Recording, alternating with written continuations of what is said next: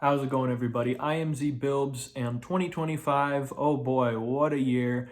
Fantastic year for metal, for video games, a lot of good movies. Not a very good year for anything else, but let's look back at the positives, and today let's definitely talk about some of the best metal albums of the year, at least for me personally. Now, if you're a new watcher, you've never seen my videos before, then I'd say just skip to this timestamp right here because I'm going to ramble for a little bit, because for returning viewers, this is my first video back in about a year, so I should maybe talk about where I've been and plans for the future. But yeah, skip to that timestamp if you don't care about any of that. So first things first, if you're a returning viewer, you probably noticed the long hair is gone. I know, tragedy, probably unsubscribe, but it was time. So yeah, now let's talk about the other elephant in the room, and that of course is the fact that I've been gone for a year now. Now, I wrote a community post after my albums ranked for 2024, basically talking about I've been working full time for, going on 2 years now, and it's just kind of hard to find time for stuff like this. So I don't expect that to change in the future. I hope to make a couple more videos from time to time, but as far as content goes, it's probably still going to be pretty sparse and sporadic. So apologies, you can unsubscribe, but I do appreciate people continue to watch and comment and subscribe, even though there isn't much content. But I'll be damned if I can't go a year without, if I do go a year without making a video. And I definitely wanted to talk about favorite metal albums for this year, because this is an absolutely spectacular year. Now, if you know me and you know my personal style, you know that I tend to favor power metal when it comes to albums. So you're going to see more power symphonic albums than most metal YouTubers or just metal listeners in general. I don't have a very mainstream appeal. I'm also kind of new to metal, so some of these takes might be a little stupid, but it's all just my personal opinions. It's just going over the top 10 this year. I'm gonna throw in a couple of honorable mentions, but it was really hard to narrow down to just these 10 because, once again, absolutely spectacular year. But now, without any further ado, let's jump into the video. So starting off with some honorable mentions or my first honorable mention would be Mesa's The Spin. And I'm definitely a big fan of doom metal, and this was probably not quite maybe the best doom metal album we get there, maybe the best traditional doomish metal album. And I don't think I've heard a doom metal album that has a female singer like this. This was absolutely just a really interesting blend of, I don't know, like funky, proggy, jazzy stuff with just chonky doom riffs. And it ended up just being a super fun, memorable album. Then I've got Domination by Primal Fear. I'd heard of Primal Fear before I'd listened to this album, but I had not listened to much of their stuff, so this one was definitely a welcome surprise. These guys, I think, are some of the classics of the genre. This is just straightforward, just a fun power metal banger, first of many that's going to be on this list, and it was just super fun. Another honorable mention, I have Catatonia with Nightmares as Extensions of the Waking State. Now this one, although it does make it as an honorable mention, it was probably my biggest disappointment of the year. Now obviously I'm still a huge fan of this album, but Catatonia is probably a top 5 favorite band of all time for me.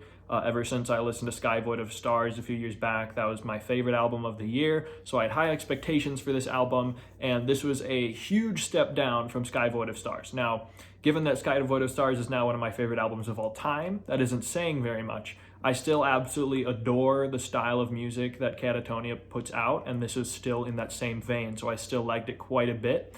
But I do think with the departure of their longtime band member, I forgot his name, as well as I think their record label kind of trying to get them to push out an album faster than they wanted to.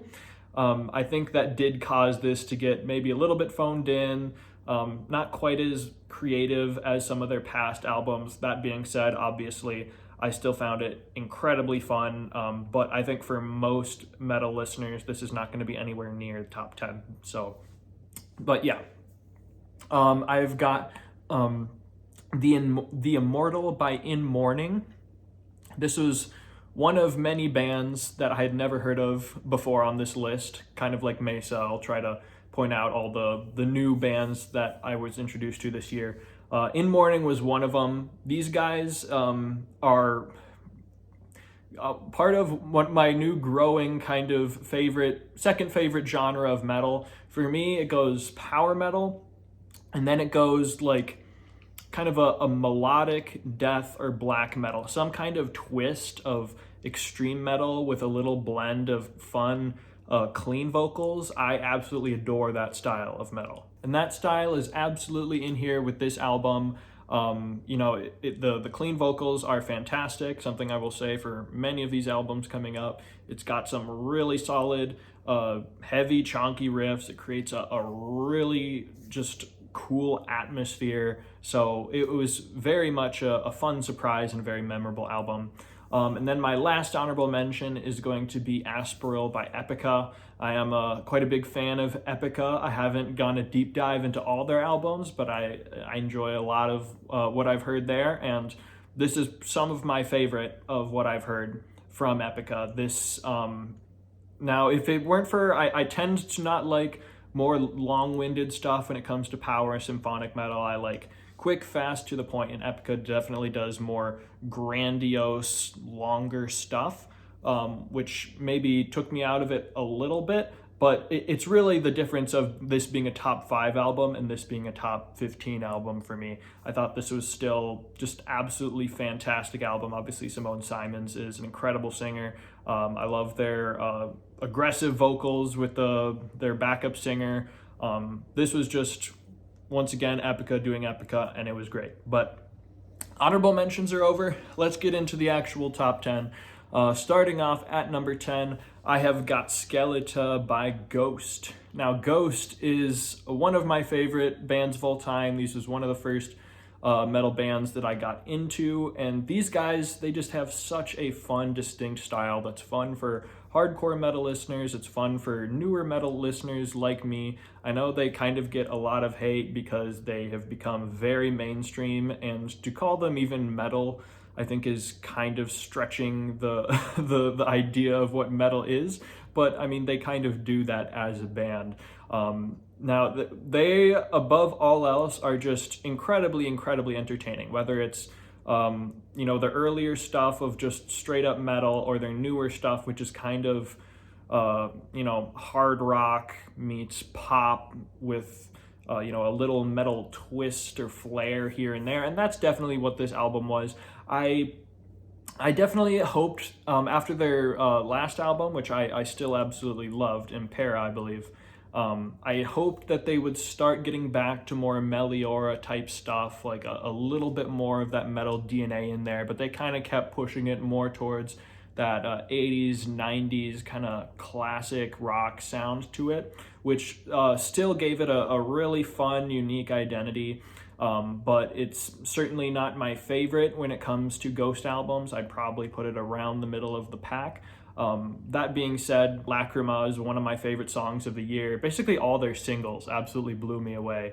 Peacefield is spectacular. Satanized was spectacular.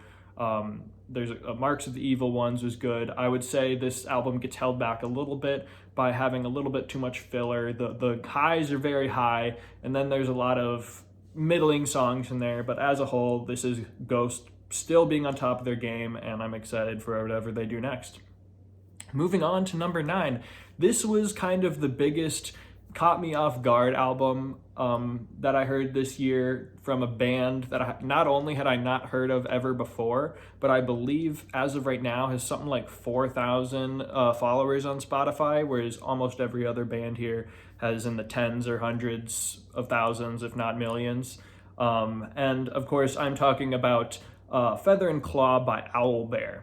Now this album, if you've never heard of it before, heard of the band before, that makes sense, but I hope that this will be an introduction to a lot of people who have never heard of this band before because these guys are absolutely spectacular. I hope that everybody who hears this and who enjoys power metal or speed metal or just metal in general will go give these guys a shot. Yeah, all in all, this is just a spectacular album, incredibly consistent. Some favorites would be As Arrows Hail. That's one of my favorite songs of the year. Great opener. Some other great ones like The Fall of Netheril. There's some that are like less fast-paced and more moody and grandiose, and that's probably the best of those. Hawk Riders of the Waste, Song of the Grey Witch, Shadow of the Dragon. Kind of just a fun, fantasy D&D vibe to it, which adds to the style and the charm even more. So Feather and Claw by Owlbear. If there's any song or album on this list that I would hope would get you out to go and to check it out, it should be this one, because these guys are very much underappreciated, undercelebrated, and I hope that they get more love in the future. Moving on to number 8, I have Rivers of Nil, or Nihil, by Rivers of Nil. This was another band that I was familiar with, but I had not heard of them before, or I hadn't listened to them before, and oh boy, this was another fun introduction for me, because this is, as I've said, with In Mourning, this is one of my new favorite styles of metal, when it's just an aggressive, heavy, chunky death metal with some absolutely fantastic, beautiful, clean vocals mixed in. That is this album in a nutshell. This album even more, whereas In Mourning was a little bit more on the folkier side, this album was kind of more grandiose and bombastic and symphonic. It had some like fun jazzy elements to it, especially with the open track Suborbital Blues. It's fantastic. Once again, like most of these, it's incredibly consistent. Basically every song is good in some kind of way. I think the most popular one was House of Light. My favorite is actually the closing track, Rivers of Nil. And probably because it's just it better than any other songs, I think, shows off how great the vocals on the at least the clean vocals on the singer are on this, and then how it opens it with just like a fun ballady singing, and then it closes it with the aggression, and then it kind of fades out. It's like everything a good closing track should be. But yeah, this album, most of you who like death metal or prog death metal probably have already heard of this album, probably already like this album, and it definitely resonated with me. So that's going to be Rivers of Nil at number 8. Moving on to number 7, another absolutely classic band, and that is Giants and Monsters by Helloween. I love Helloween. They're basically the godfathers of power metal, and they're in one of their greatest all-time lineups. Obviously, you got Michael Kiske, Kai Hansen, Andy Darris, all three of their classic singers all joined together. I was so excited for this album after the absolute banger that was Helloween. I mean, so rare that these guys at this stage in their career can create such an all-time power metal album and then come back and somehow do it again to that same quality is just shocking but awesome. And while the general consensus seems to be that Giants and Monsters isn't quite as good as Helloween was, honestly, over time, I think I like it a little bit more. Although it doesn't quite reach the heights of Helloween, there's nothing quite as good as Skyfall on the last album. This one's a little bit more consistent, a little more concise, to the point, less filler. I think there's like 11 or 12 songs on Helloween. This one's got like 9 or 10, so there's a lot less fat in here. There's a couple of songs that don't do much for me, but there's some absolute bangers on here. Probably the closest one, the one that comes closest to Skyfall, the grandiose epic on this album is Universe. That one is just Michael Kiske just kicking ass and taking names. He's spectacular on that one. Majestic kind of tries to do that same thing to a little bit lesser success, but it's still certainly a fun song. I'd say We Can Be Gods is kind of the most just classic Halloween power metal sounding song. It's probably my second favorite on there. They kind of bring back, I think they tried to do an homage to Forever and One, kind of their most famous ballad, with Into the Sun, kind of a duet between Kiski and Darius, and that ends up being just a super fun, memorable song. And then other songs like the opener with Giants on the Run, or A Little Is a Little Too Much, was just like a fun, classic rock sounding song. Shows that there's just a lot of diversity and style here. You can tell they were having a lot of fun. It's still got that signature Halloween style, but I like that they're still trying to mix things up and trying new things here. So Giants and Monsters, Halloween is still at the top of their game. I hope we get 5 more of these albums before these guys retire, but we shall see. Moving on to number 6. Another surprise album for me that it was kind of the more I listened to it, the more I loved it, and that is Viribus Unitas, or however you pronounce that, by 1914. Now, a little thing about me, which may put a little bit of bias into this, is I have a bachelor's degree in history and philosophy. I especially love World War history, specifically World War I, has always been incredibly fascinating for me. I mean, probably my favorite album of all time is The Great War by Sabaton. And so anything World War I related, like, immediately you've got my attention. But I'd never heard of 1914 before this year, and this album was floating around. And I was like, yeah, I'll listen to it. And when it comes to extreme metal, as I've said, it's got to be very unique. It can't just be just straight up death metal, straight up black metal. There's got to be like a progressive, a melodic edge to it, some clean singing. And although this album has less of that clean singing than something like Rivers of Nil or In Mourning, the clean singing that it did have worked so well within the narrative and the progression of this album that even though there wasn't a ton of it, it somehow made it so much more impactful, and in contrast also made the aggressive singing so much more powerful too, when you contrast to the flow of it. This album, it's just insane. Like, I wish I could have it higher, but there's so many other great albums here too. One of the greatest concept albums I've ever listened to, in terms of the narrative of how the songs specifically tell a story, but not just in the lyrics, but how the music is composed and how the style of it, the way that they structure it, whether it's more aggressive, whether it's doomy, whether it's more melodic, how that integrates what period in the war this guy is going on his journey and he's in. Man, I could go on glazing this album. It's just so fascinating. If you are a fan at all of blackened death metal, death metal, black metal, you absolutely have to give this album a shot. Even if you don't love those types of metal and you just like history and World War history, and you just kind of want an audio experience of trying to experience the mindset and the aggression of and the tragedy of living throughout World War I, this album absolutely nails that quality. So Viribus Unitas, or whatever it is, really left an impression on me.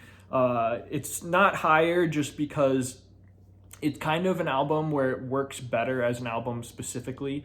It's kind of greater than the sum of its parts as an album. It's harder for me to go back and listen to specific songs when I don't hear them within the whole narrative context, which is certainly to its credit, but also most of the time when I'm listening to music, I like to just pick some songs, listen to it. That's fun. I'm not always in the mood for this deep emotional music experience, so it's not an album that I would want to re-listen to as much as these next ones coming up, but still an absolutely fantastic album, and that is coming in at number 6.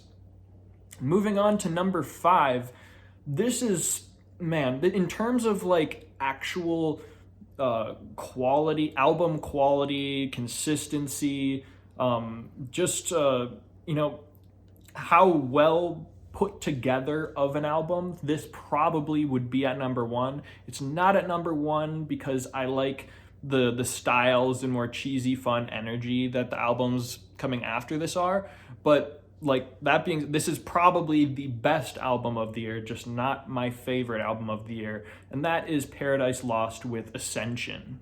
Now this album, not only was it spectacular, but it introduced me to Paradise Lost as a band. I'd heard of Paradise Lost before, but I'd never given their discography a deep dive, and this album got me to do that because it was so stinking good that I went back, I listened to all the Paradise Lost. You know, if somehow this video gets a ton of views and people want me to rank the Paradise Lost albums, I absolutely will do that. But I will say already, spoilers for that, this is my favorite Paradise Lost album. Maybe it's because the first one I listened to, but for me, it is all of what Paradise Lost had done, you know, all the different styles, the death doom, the gothic, the kind of fun hard rock elements, all meshed together perfectly into one album. Some of my favorites on the album, Silence Like the Grave is probably my favorite. You've got Salvation on the Cross, I just mixed two of them up. There's Salvation and then Serpent on the Cross. Serpent on the Cross is probably the best example of the main singer. I forgot his name, but showing off some great pipes, some fantastic clean singing, and then he's still got an absolutely killer black end or death metal vocals too. Just his range is spectacular. Tyrant Serenade is great, probably my second favorite on the album. You got others like Sirens, you've got Lay a Wreath Upon the World. That one's just like a super melancholic, sad but beautiful song. Yeah, this is just an absolutely killer album. Incredibly well put together. Just not as fun as other ones to come up, which kind of shows you, I'm kind of a basic bitch when it comes to metal tastes. This one and the Viribus Unitus would probably be 1 and 2 if I actually had good taste, but I don't. So it comes in at number 5, so oh well, what can you do? Moving on to number 4, I have got Sabaton with Legends. So yes, when it comes to, as I said, basic bitch takes, that's Sabaton with Legends. I know Sabaton, they're very much a love it or hate it metal band. For me, it's a love it. They're kind of the band that really got me to love metal. I listened to them kind of at the very perfect time of my life. It's why I love power metal so much. It's why, I've got into metal in the first place as Sabaton. So, I'm biased as all hell. I'm putting that forward right here because I'm sure all the comments, oh, Sabaton's so high, this album wasn't even that great. And honestly, yeah, compared to all of Sabaton's discography, this is probably in the middle of it. I thought it was a great album, but in terms of Sabaton stuff, I would put probably 5 albums higher than it. That being said, it's Sabaton. I freaking love Sabaton. And there's still some absolutely fantastic bangers on this. I love the style and the theme, the idea of doing legends, some of the biggest figures from history, just goes perfect with Sabaton stuff. Some of my favorite songs in this album, my favorite song is definitely Crossing the Rubicon. I like the one that they did, the version with Nothing More, a little bit more. Just that was a super fresh take. The mix of Sabaton style with Nothing More style, and that was so awesome. Other great ones, Impaler, that one had like just a really fun, unique style. Tiger Amongst Dragons, that's, it's some like Chinese warlord, I don't know. Hordes of the Khan, that's a warlord I do know, obviously, with Genghis Khan. The Duelist with Japanese duelist guy. Honestly, the only like 2 songs in this album I didn't love was the Napoleon one, I Emperor. It was Sabaton's cheesy. This one was it went a little bit too far on the cheese scales for me, but it's still kind of a fun song. And the Joan of Arc song was just incredibly forgettable. But once again, every single other song I thought ranged from a good to great. And it's Sabaton, and I love Sabaton. So, I could go on and on about stuff I liked in this album than why, but ultimately it comes down to it's Sabaton. I love Sabaton. So moving on. Now on to number 3. This was probably the last big surprise of a band for me, a band I had never heard of. I've never heard anybody talking of this band before, but they came in and they absolutely blew me off my feet. It was pretty sweet. Or blew me away. It was a good mixed metaphor. If my dad is watching this, he makes fun of me for that a lot. So there you go, Dad. But yeah, Defecto, Echoes of Isolation. I had never heard of Defecto before listening to this album, and I guess I got to go through the discography because these guys are absolutely stellar. Now, I cannot even tell you what genre these guys are. They're kind of a mix of kind of a classic neoclassical power metal with a little bit of groove metal with a heavy dose of butt rock. We're talking like a very like a disturbed sound to them. All of that together makes just is a match made in heaven for me, because I'm very basic. I know a lot of people probably won't like this album because of that heavy butt rock sound to it, just like that fun, radio-friendly, 5-finger death punch sound to it. I'm already shooting myself in the foot by the description, but I don't know. There's more people out there who I think this would be up their alley because it's super fun. And it has, like, with that groove style, it has some more of that, like, heavy, aggressive edge to it, some more harsher vocals that have a little bit more of a bite that really kept me jiving with this. Obviously, I love the fast-paced, fun, neoclassical style of power metal. That is my favorite style. And obviously then just the fun, radio-friendly sounding stuff with just fun, like, catchy hooks to them. Like, that is just, like, that earwormy stuff. That is just my thing. This album was incredibly re-listenable. I don't know what the word is there. It was incredibly fun. I thought it was actually very well put together. And if any of you, if that sounds up your alley, then maybe check it out. Defecto, never heard of them. I've never heard anybody talk about them, but this album was good as heck, so go give it a shot. Moving on to number 2, I have got Orbit Culture with Death Above Life. Now, if any of you watched Metal Meltdown, oh boy, he absolutely despised this album. I've seen very mixed reactions to this album across the kind of discourse in the metal community. And man, I absolutely, I couldn't disagree more. I absolutely love this album. Now, part of the reason why is this album is kind of the album that has gotten me into death metal, or at least melodic death metal. So that certainly accounts for a big piece of it.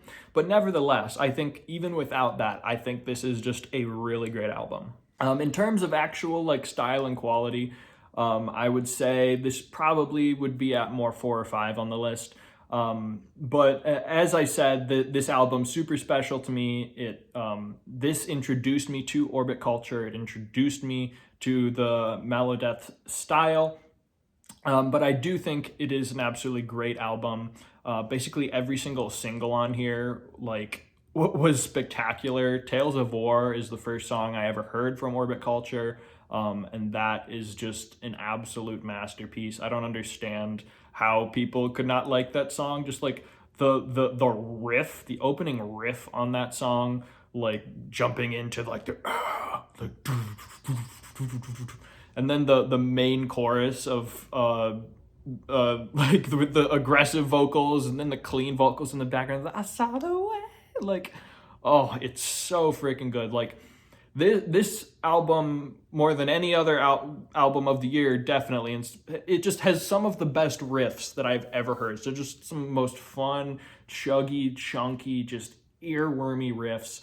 I love the vocals for Niklas, I believe his name is. His aggressive vocals I absolutely adore. I don't always love harsh vocals, and somehow this guy has made me love them.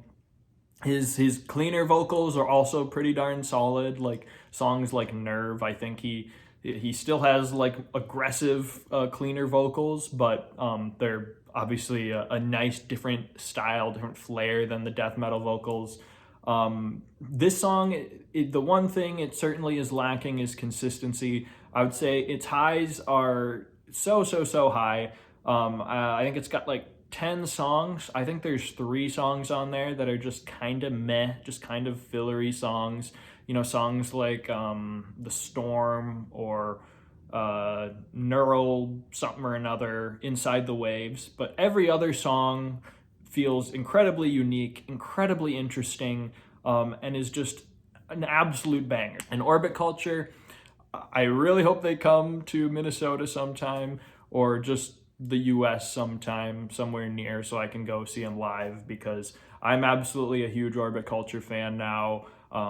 If there's any other Orbit Culture fans out there, then I hope you guys like this album too. I know a lot of people hated it, so apologies. But if you think this is a bad pick, or there's been a few bad picks, then the number 1 is definitely gonna cement people being upset. But you know, I gotta be honest to myself, and I thought this album was awesome. So moving on to my favorite album from 2025, and that is going to be The Sky, the Earth, and All Between by Architects.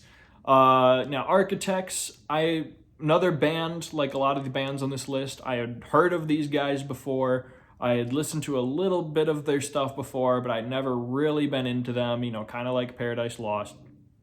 But this album, you know, I tried it out and it blew me away. This band and this album in particular has actually made me like, you know what? I do like a little bit of metalcore, because I've never liked metalcore before.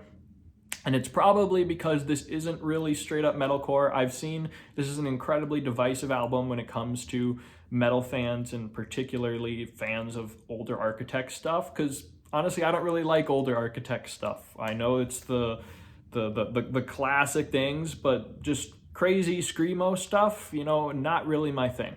When you've got those screamy metalcore vocals and you mix them in with some heavy death metal vocals and some deep chonky riffs, and then also some like awesome fun clean vocals in catchy choruses, now I'm fucking with it. Now we're doing something cool here. And that's what this album is. This album was like the perfect possible Architects album for me particularly, not for most metal fans out there, but for me specifically, with the catchy choruses, the heavy riffs, the aggression and the fun, like could not be better. I think there was maybe just like, and this was like a long album too. I think there's like 12 songs, and there's only like 1 or 2 that I didn't love. Like, you just go down the album list. Like, Elegy and Whiplash are both top 5 songs of the entire year for me. Like, just fan-frickin-tastic. Black Hole is insane. Everything Ends is a nice, cleaner sounding one. You know, Brain Dead, Curse, another fun, catchy chorus one. Other fun ones like Landmines and Seeing Red. I am shocked that this is my favorite album of the year, because as I've said, never been a fan of metalcore, but man, this one was just too fun for me not to put at number 1.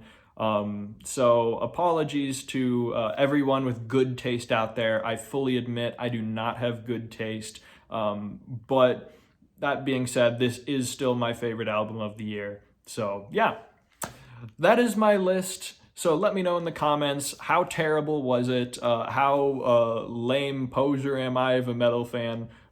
Please let me know. Don't be too mean, maybe. But let me know, what were your favorite albums of the year? What albums did I miss? Obviously, there were some albums that I didn't put on here that were very close.